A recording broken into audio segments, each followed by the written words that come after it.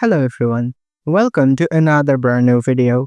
And in this video, I will show you how to adjust shadows in Adobe Lightroom.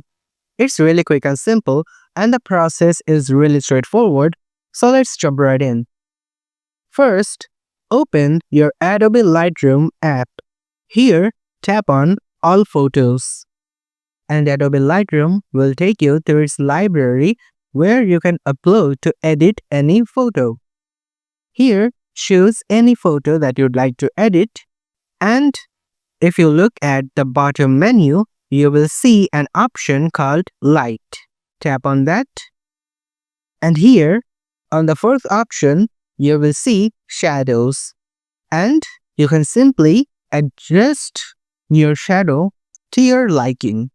If you just want to increase or decrease your shadow by a really small amount, you can simply tap on the corner and it will increase or decrease by 2%.